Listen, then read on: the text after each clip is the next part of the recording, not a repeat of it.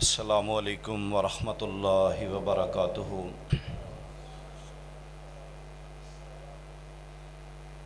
ان الحمد للہ نحمده ونستعینه ونستغفره ونعوذ باللہ من شرور انفسنا ومن سیئات اعمالنا، من يهده الله فلا مضل له ومن يضلل فلا هادي له،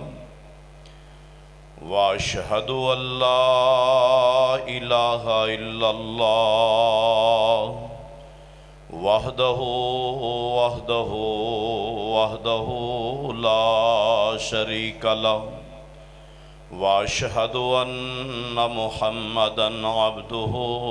ورسوله، أما بعد فإن خير الحديث كتاب الله، وخير الهدي هدي محمد صلى الله عليه وسلم، وشر الأمور محدثاتها وكل محدثة بدعة وكل بدعة ضلالة وكل ضلالة في النار۔ اللهم صل على محمد وعلى آل محمد كما صليت على إبراهيم وعلى آل إبراهيم إنك حميد مجيد۔ اللهم بارك على محمد وعلى آل محمد كما باركت على إبراهيم وعلى آل إبراهيم إنك حميد مجيد۔ أما بعد فأعوذ بالله السميع العليم من الشيطان الرجيم، من همزه ونفخه ونفثه، بسم الله الرحمن الرحيم۔ كنتم خير أمة أخرجت للناس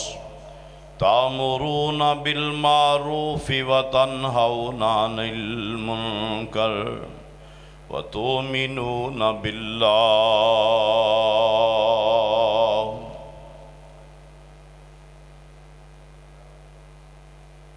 یقیناً اس کائنات کے اندر اللہ تعالیٰ کی مخلوقات میں سے، انسانوں میں سے، انبیاء کرام علیہم السلام کے بعد سب سے زیادہ فضیلت، عظمت، بزرگی اور برتری کا تاج اللہ عز و جل نے تمہارے سروں پہ سجا دیا ہے، اور اللہ پاک نے تمہاری سب سے بڑی خوبی یہ رکھی ہے کہ تم اپنے لیے نہیں، تم اوروں کی بھلائی کے لیے، دوسروں کی بہتری کے لیے، دوسروں کی کامیابی کے لیے پریشان بھی رہتے ہو اور عملی میدان میں سرگرم بھی رہتے ہو، اور یقیناً اگر یہ تمہارے اندر جذبہ پایا جاتا ہے تو لازم ہے کہ تم لوگوں کو اس خیر اور بھلائی کی طرف بلاتے رہو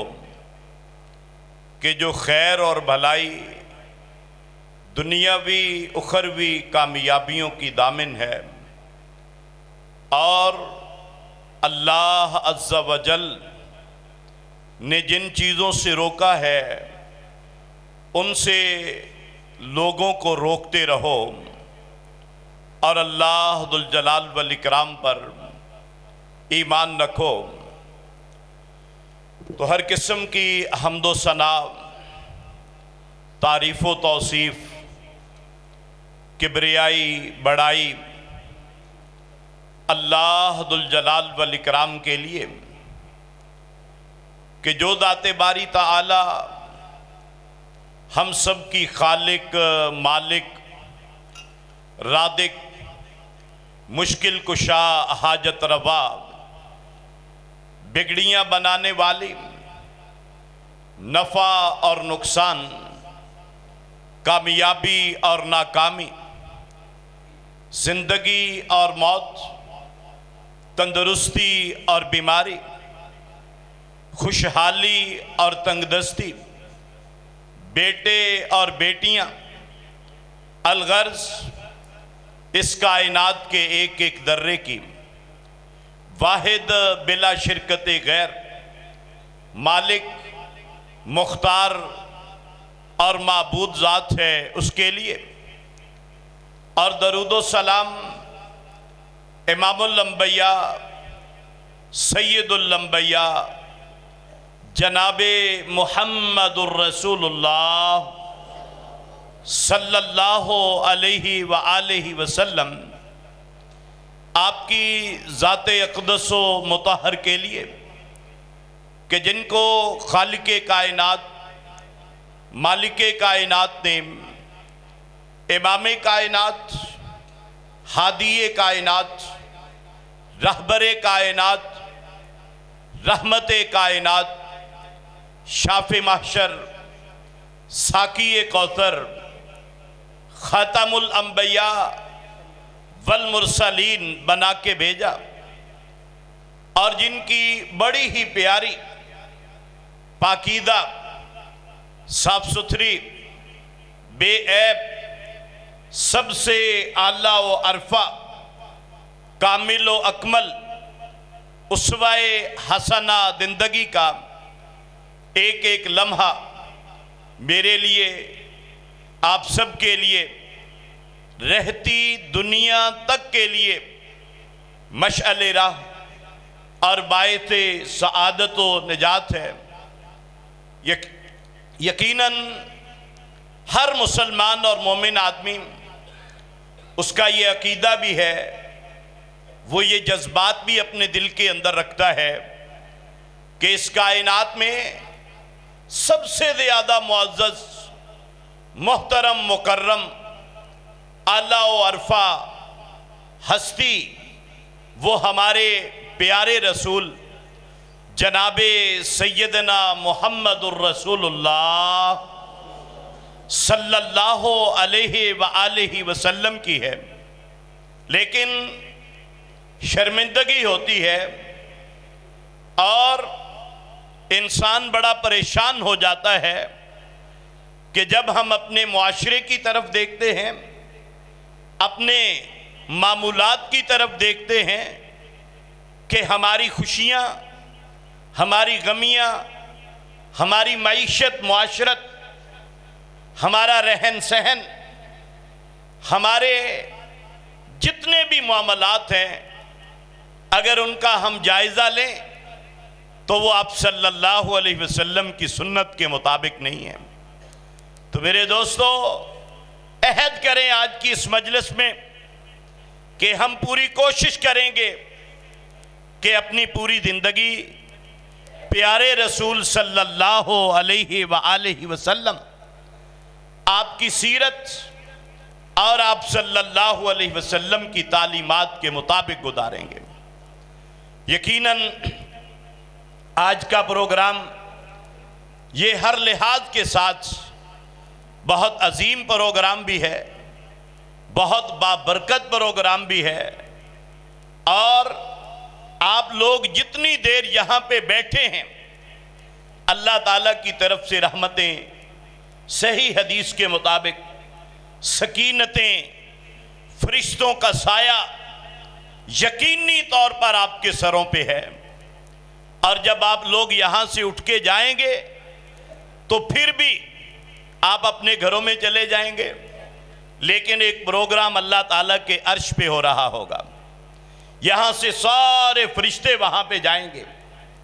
اور فرشتے جا کے ساری رودات وہ بتائیں گے،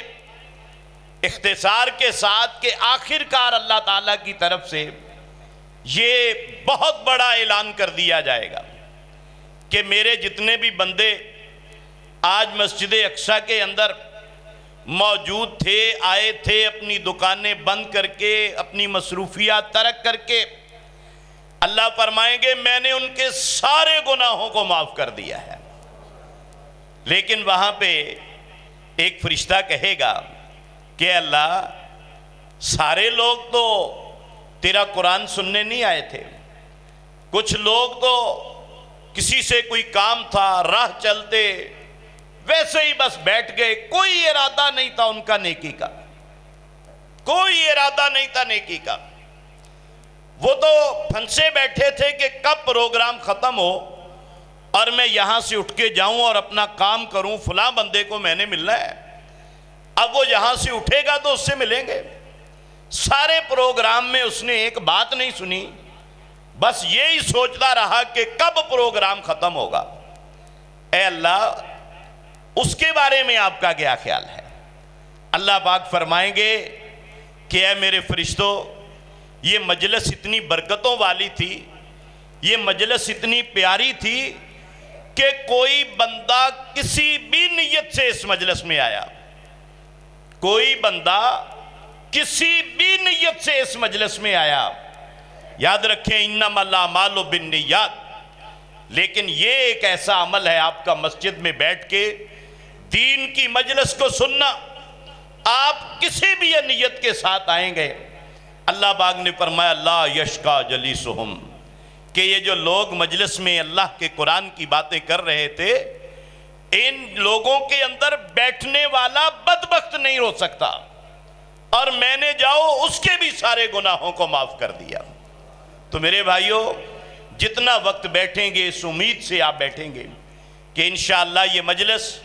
ہمارے گناہوں کا کفارہ بھی ہوگی، اور دین کے ساتھ ہماری محبت، دین کے طلباء کے ساتھ، قرآن کے طلباء کے ساتھ یہ ہماری محبت کا ایک ثبوت بھی ہوگی کل قیامت والے دن۔ تو اس لیے یقیناً میں مبارکباد پیش کرتا ہوں ان طلباء کو کہ جنہوں نے اللہ کے قرآن کو اپنے سینے میں محفوظ کیا۔ خیرکم من تعلم القرآن وعلمہ، اس روئے زمین پر بڑے سے بڑا کوئی انجینئر، ڈاکٹر، کروڑوں روپیہ روزانہ کمانے والا، لیکن اللہ کے نزدیک، اللہ کے رسول صلی اللہ علیہ وسلم کے نزدیک سب سے بہتر اور سب سے افضل وہ لوگ ہیں جو قرآن کو سیکھتے ہیں اور اللہ کے قرآن کو سکھاتے ہیں۔ اور یقیناً آپ دوست، چونکہ ان دینی اداروں کو چلانے میں آپ لوگوں کا بڑا کردار ہے، یہ آپ کے لیے بھی صدقہ جاریہ بن رہا ہے، اور اسی طرح اس ادارے کی انتظامیہ اور خصوصاً ہماری تحصیل سمندری کی بزرگ اور محسن شخصیت کہ جن کے احسانات اس پورے علاقے پہ اللہ تعالیٰ قبول فرمائے، ان کی محنتوں کو، ہمارے بھی بزرگ ہیں، اللہ رب العالمین نے ان سے جتنا دین کا کام لیا یقیناً اللہ پاک قبولیت فرمائیں، اور یہ ان کی نجات اور ان کی کامیابی کا انشاءاللہ وہ ذریعہ ہوگا۔ میں ان کو بھی مبارکباد پیش کرتا ہوں کہ اس قدر خوبصورت مجلس جو ہے وہ انہوں نے بپا کی ہے۔ اللہ رب العالمین ان کی بھی ان محنتوں کو قبول فرمائے۔ قرآن مجید فرقان حمید سے ایک آیت مبارکہ میں نے آپ کے سامنے اس کا ایک حصہ تلاوت کیا، اور اس آیت مبارکہ میں ایک بڑی اہم ذمہ داری ہر مسلمان، ہر کلمہ گو اس کے کندھوں پہ ڈال دی گئی ہے۔ ہر مسلمان اور مومن آدمی اس کے کندھوں پہ ڈال دی گئی ہے، اور آپ نے فرمایا اگر کوئی قوم اس ذمہ داری کو ادا نہیں کرے گی، اگر کوئی قوم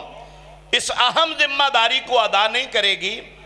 تو اللہ ذو الجلال والاکرام اس قوم کی پھر دعائیں قبول نہیں کریں گے۔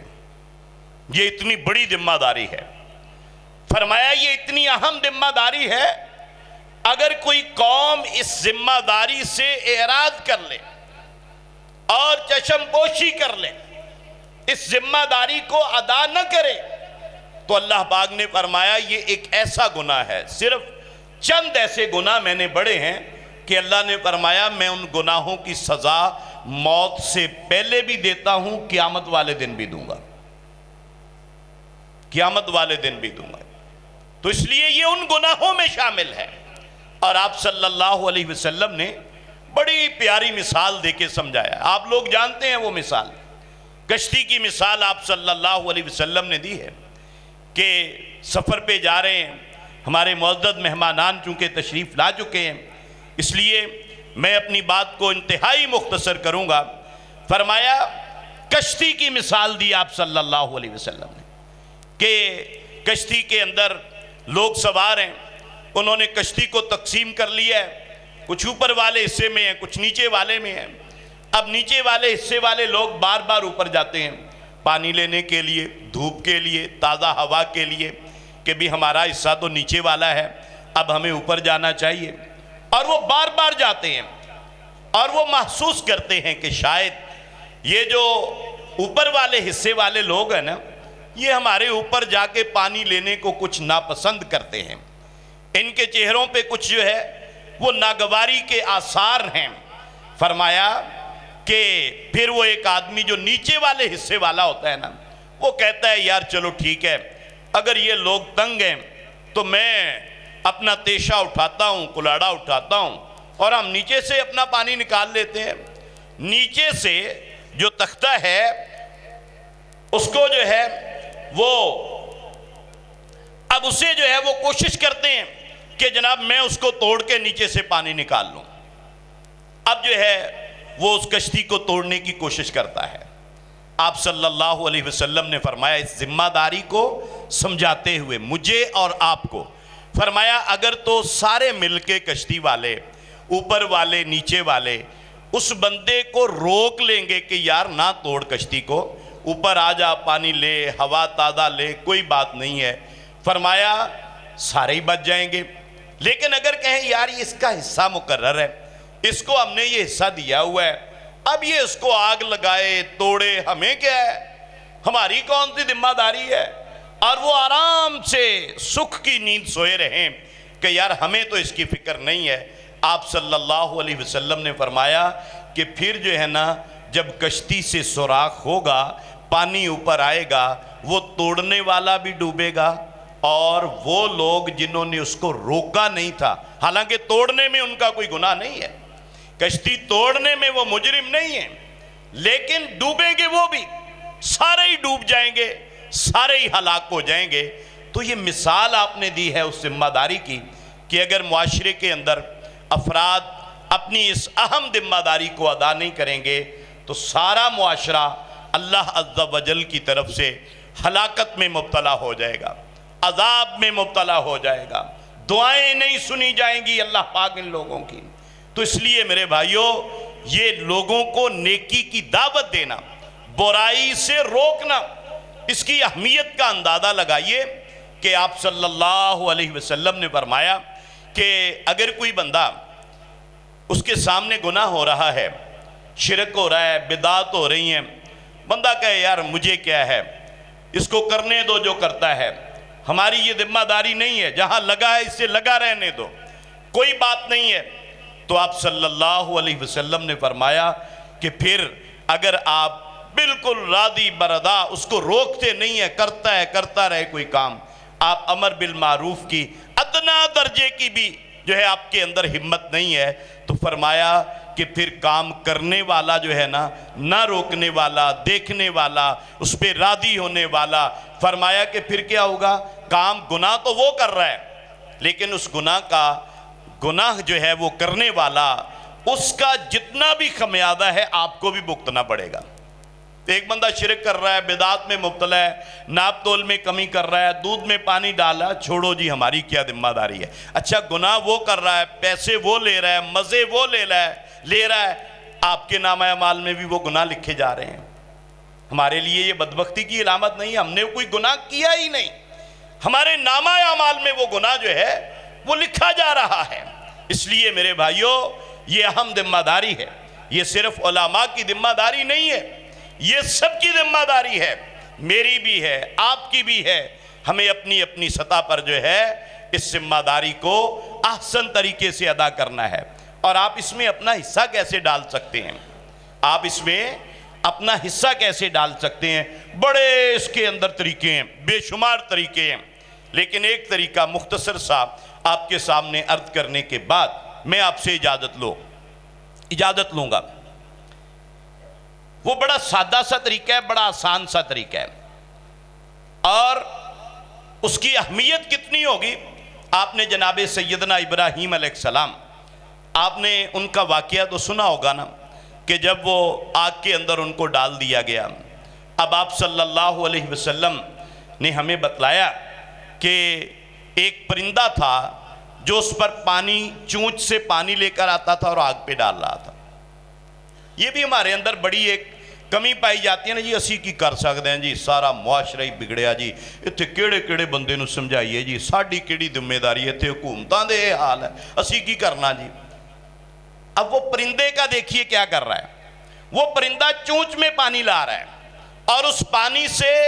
معمولی سا بھی فرق نہیں پڑنا تھا اس آگ کے علاؤ میں، اس آگ کی شدت میں معمولی سا بھی فرق نہیں پڑنا تھا۔ لیکن اس پرندے کی عظمت کو دیکھیے کہ اللہ تعالیٰ نے اس پرندے کا تذکرہ امام الانبیاء سید الانبیاء جناب محمد الرسول اللہ صلی اللہ علیہ وسلم سے کروایا۔ بھئی آپ وہ پرندے بنے، اس گناہوں کی جو ایک سلسلہ چل رہا ہے، امر بالمعروف نہی عن المنکر کو روکنے کے لیے ایک پرندے کا کردار تو آپ ادا کر سکتے ہیں، ایک پرندے کا کردار تو آپ ادا کر سکتے ہیں۔ اور وہ کیسے؟ آج میں یہاں پہ بیٹھا ہوں اور ہمارے بزرگ، جیسا کہ میں نے ذکر کیا، ماشاءاللہ بڑی لمبے عرصے سے سمندری کے حلقے کو دین کی تعلیمات اور دین کی روشنی پھیلا رہے ہیں۔ ہمارے محترم قاری زکریا صاحب، قاری سلیم صاحب بیٹھے ہوئے ہیں، مولانا بشارت صاحب ہیں، حفیظ الرحمان صاحب بیٹھے ہوئے ہیں۔ آپ دیکھیں ایک چھوٹی سی مثال، اور ہمارے سامنے پروفیسر ڈاکٹر حافظ امجد حسین بندیشہ صاحب بھی تشریف فرما ہیں۔ یہ ہم سارے لوگ ایک ہی مدرسے سے پڑھے ہیں، ہم سارے لوگ ایک ہی مدرسے سے پڑھے ہیں، جامعہ تعلیم الاسلام سے۔ ہمارے بزرگ بھی جب اوڈا والا میں تھا ادارہ، وہاں پہ، یعنی ہم ایک ہی ماں کے بیٹے ہیں ہم سارے، لیکن اب ہم پوتے کہہ لیں، یہ بزرگ ہیں، ہم آگے ان کے بیٹے ہیں، تو یعنی گویا کہ اس ادارے کی وجہ سے اب سمندری کے اندر دیکھ لیجئے کہ دین کا جو کام ہو رہا ہے، آپ میں سے اگر کسی نے بھی اس دینی ادارے کو کبھی 100 روپیہ دیا، 200 روپیہ دیا، اس سے اتنے علماء تیار ہوئے، وہ دین کی خدمت کر رہے ہیں، تو یاد رکھیے یہ اس پرندے سے بڑا کام ہو جائے گا آپ کا۔ تو اس لیے میں آپ سے گزارش یہ کروں گا، یہ جو دینی مدارس ہے نا، دینی مدارس کی کوئی اور آمدن نہیں ہے، ان کی کوئی اور آمدن نہیں ہے، اور جو دین کی شمع جل رہی ہے، یہ جو دین کی شمع جل رہی ہے، آپ کو مسجدوں سے اذانوں کی آواز آتی ہے، آپ کو کلمہ آتا ہے، آپ کو درود پڑھنا آتا ہے، آپ کے بچے قرآن نادرہ پڑھتے ہیں، آپ کو نماز پڑھنی آتی ہے۔ اللہ کی قسم اگر یہ صفوں پہ، مسجدوں میں، مدرسوں میں بیٹھے ہوئے یہ فقیر منش طلبہ اگر نہ ہوتے تو پھر ہماری مثال کیا ہونی تھی۔ میں اکثر کہا کرتا ہوں کہ ڈاکٹر علامہ اقبال رحمۃ اللہ علیہ وہ کہا کرتے تھے کہ میں اسپین میں گیا اور میں نے وہاں پہ دیکھا، اور وہ منت کیا کرتے تھے کہ اے بر صغیر کے لوگوں، میں تمہاری منت کرتا ہوں کہ جو مسجدوں میں، مدرسوں میں چٹائیوں پہ بیٹھ کے اللہ کے قرآن کو پڑھنے والے ہیں، اس درخت کو کبھی بھی تم نے جو ہے وہ خشک نہیں ہونے دینا، اور اس شمع کو کبھی بجھنے نہیں دینا، ورنہ میں اسپین کو دیکھ کے آیا ہوں، اس وقت کی بات ہے کہ مسجد نبوی اور مسجد حرام سے بڑی بڑی مسجدیں اسپین کے اندر تھیں، اس وقت بھی موجود تھی، اور اسلامی سلطنت جو ہے اس کا دارالخلافہ پوری دنیا پہ حکمرانی کی۔ لیکن ڈاکٹر علامہ اقبال رحمۃ اللہ علیہ کہتے ہیں میں نے وہاں پہ لوگوں سے پوچھا اور کسی بندے کو مجھے نہیں ملا جو وہاں کا مقامی تھا، اس کا نام مسلمانوں والا تھا لیکن اسے اذان نہیں آتی تھی، اسے اذان نہیں آتی تھی، بلکہ انہوں نے کہا ان میں سے کسی کو میں نے صحیح تلفظ کے ساتھ کلمہ اپنی میں نے ان سے سن سکا، اور کہتے ہیں میں نے پھر اسی وقت ارادہ کر لیا تھا کہ جس علاقے سے مسجدیں اور مسجدوں کے اندر مدارس اور یہ دینی ادارے ختم کر دیے جائیں وہاں سے دین ختم ہو جاتا ہے، اور یہ جو دین کی شمع جل رہی ہے یہ انہی مدارس کی مرہون منت ہے۔ آپ کے تراویح پڑھانے والے حفاظ، آپ کو نمازیں پڑھانے والے علماء، آپ کو جمعے پڑھانے والے علماء، آپ کے جنازے پڑھانے والے علماء، یہ کہاں سے آتے ہیں؟ یہ مدارس سے آتے ہیں۔ اس لیے میرے بھائیوں یہ جو اہم ذمہ داری ہے نا امر بالمعروف نہی عن المنکر کی، اگر آپ چاہتے ہیں کہ اس میں اپنا حصہ ڈالیں تو میرے بھائیوں یہ جو دینی ادارے ہیں، یہ جو دینی مدارس ہیں، کبھی نہ کہو اللہ جی ہر تھان تے مسیتاں بن گئی ہیں جی اسی ہن کی کریے، یہ بہت بری بات ہے۔ مسجد نبوی آج جتنی بڑی ہے نا اتنا بڑا اس وقت کیا تھا؟ مدینہ منورہ تھا، اور جو پرانی تحقیق ہے اس کے مطابق اتنے چھوٹے سے مدینہ منورہ میں 29 مسجدیں تھیں، لیکن اب نئی تحقیق آئی ہے انہوں نے کہا کہ 43 مسجدیں تھیں چھوٹے سے مدینہ منورہ میں۔ یہ عجیب صورتحال ہے کہ بڑے ہمارے ہاں تعلیمی ادارے ہیں، حاصل کریں وہ تعلیم بہت ضروری ہے، لیکن یہ دین کی تعلیم، یہ امر بالمعروف نہی عن المنکر کے فریضہ کی ادائیگی کے لیے یہ آپ لوگ اگر بچنا چاہتے ہیں، اگر آپ بچنا چاہتے ہیں کہ میرا نام ان لوگوں میں نہ لکھ دیا جائے جو امر بالمعروف نہی عن المنکر نہیں کرتے تھے، تو خدا را اس کا سب سے سادہ اور آسان طریقہ یہ ہے کہ جو لوگ اس عظیم کام کو سنبھالے ہوئے ہیں یہ علماء کرام، آپ ان اداروں کو دینی اداروں کے معاون بنیے، ان کے دست و بازو بنیے، اور تمہاری عاقبت، اور یہ ایک ایسا ذریعہ ہے، یہ ایک ایسا ذریعہ ہے۔ آپ صلی اللہ علیہ وسلم نے فرمایا نا، آپ صلی اللہ علیہ وسلم نے فرمایا کہ اذا مات الانسان انقطع عنہ عملہ، کہ جب بندہ مر جاتا ہے نا اس کے عمل کا سلسلہ ختم ہو جاتا ہے۔ لیکن اگر آپ نے کسی مدرسے کو پیسے دیے، وہاں پہ کسی بچے نے قرآن پڑھ لیا، وہ آگے استاذ قرآن کا بن گیا، اب بتائیے کہ یہ سلسلہ نہیں چلے گا آپ کا، آپ قبر میں پڑے ہوئے ہیں، اور وہ دینی ادارہ، دینی مدرسہ، وہ مساجد جن کے ساتھ آپ نے تعاون کیا تھا وہ جب تک زندہ رہیں گے وہاں سے استفادہ کرنے والے موجود رہیں گے، یاد رکھیے آپ کے نامہ اعمال کے اندر اجر ثواب لکھا جاتا رہے گا۔ تو اس لیے یہ دینی اداروں کی طرف آئیے، دینی مدارس کی طرف آئیے، باقی جتنے بھی کام ہیں نا ان کے اوپر لوگ اربوں روپیہ خطیر رقم حکومتیں خرچ کرتی ہیں۔ آپ لوگ جانتے ہیں یہ اپنے سول اسپتال کا آپ بجٹ دیکھ لیں نا، 1 مہینے کا سول اسپتال کا بجٹ آپ کے پنجاب کے سارے مدرسوں سے زیادہ ہوگا، 1 مہینے کا صرف سول ہاسپٹل کا۔ ایک ہائی سکول نمبر 2 کا ایک کا بجٹ دیکھ لیں، آپ کے ڈویژن فیصل آباد کے جتنے مدرسے ہیں نا ان سب سے زیادہ بجٹ آپ دیکھیں گے کہ ایک سکول کا ہے۔ لیکن یہ دینی مدارس آپ کو پتا ہوگا جب بجٹ آتا ہے، جون کے اندر بجٹ آتا ہے نا، اتنے پیسے اس کے لیے رکھ دیے، اتنے اس کے لیے، اتنے اس کے لیے، اتنے اس کے لیے، اتنے خرب اس کے لیے، اتنے خرب اس کے لیے، اتنے ارب اس کے لیے۔ مسجد کے لیے کیا رکھتے ہیں؟ کچھ بھی نہیں، ہاں رکاوٹیں ڈالنے کے لیے رکھا جاتا ہے، علماء پہ تنگیاں ڈالنے کے لیے رکھا جاتا ہے بجٹ، اور مدارس مساجد ان کے لیے 1 روپیہ بھی آپ کے بجٹ میں مختص نہیں کیا جاتا۔ فلم انڈسٹری کے لیے کیا جاتا ہے، کھیلوں کے لیے کیا جاتا ہے، گانے بجانے کے لیے کیا جاتا ہے، فیسٹیولز جتنے بھی ہیں ہمارے کلچرل ہیں ان کے لیے کیا جاتا ہے، لیکن دین کو کلچر ہی نہیں سمجھتے، دین کے لیے 1 روپیہ بھی نہیں رکھا جاتا۔ یاد رکھیے یہ کنہوں نے چلانا ہے کام؟ یہ آپ لوگوں نے چلانا ہے، اور آپ چلا رہے ہیں ماشاءاللہ، آپ مبارکباد کے مستحق ہیں ماشاءاللہ، لیکن میں صرف یہ کہوں گا کہ جتنے بھی رفاہی کام ہیں، میڈیکل کے شعبے پہ لوگ آپ سے بالکل کرنا چاہیے، لوگوں کی خدمت بہت ضروری بات ہے، کرنی چاہیے۔ باقی پانی پلانے کے منصوبے ہیں، بالکل کرنا چاہیے، بہت ضروری چیزیں ہیں۔ لیکن جو سب سے زیادہ ضرورت ہے اس دور کے اندر وہ دینی اداروں کو ہے، کہ جن دینی اداروں کی کوئی جو ہے وہ ذریعہ آمدن ہے، یہی امر بالمعروف، یہی نہی عن المنکر کا فریضہ ہے۔ تو آپ لوگ جانتے ہیں قرآن کی جو آیت کا حصہ میں نے پڑھا کہ کنتم خیر امت، تم سب سے بہتر امت ہو، اخرجت للناس، اور تمہیں جو ہے وہ نکالا گیا ہے لوگوں کی بھلائی کے لیے، لوگوں کی خیر خواہی کے لیے۔ تو اس لیے میرے بھائیوں، ہماری ایک دوسرے کے ساتھ خیر خواہی کیا ہے؟ ایک باپ کی اپنی اولاد کے ساتھ خیر خواہی، ہم سمجھتے ہیں کہ اس نے جی ایک کیلا بیچتا جی ڈاکٹر بناتا منڈے نو، واقعی جی پیو نے باپ ہون دا حق ادا کرتا، بہت اچھی بات ہے، انجینئر بنا دیا، ڈاکٹر بنا دیا، لیکن اگر اپنی اولاد کو آپ قبر کے عذاب سے بچانے کے لیے کوشاں نہیں ہے تو یاد رکھیے آپ کے وہ جتنے بھی لاکھوں کروڑوں کے اخراجات ہیں ان کا کچھ فائدہ نہیں ہوگا۔ یہ دنیا کی زندگی تو ختم ہو جائے گی،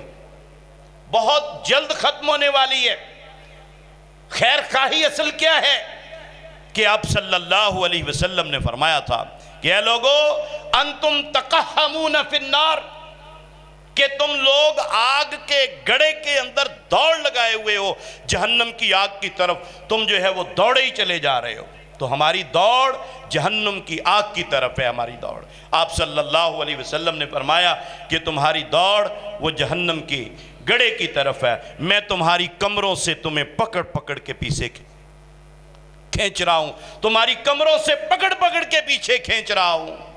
کہ لوگوں اپنے آپ یہ ہے خیر خواہی، سب سے بڑی خیر خواہی جو آپ نے اپنے چچا کو بھی کہا تھا کہ اے چچا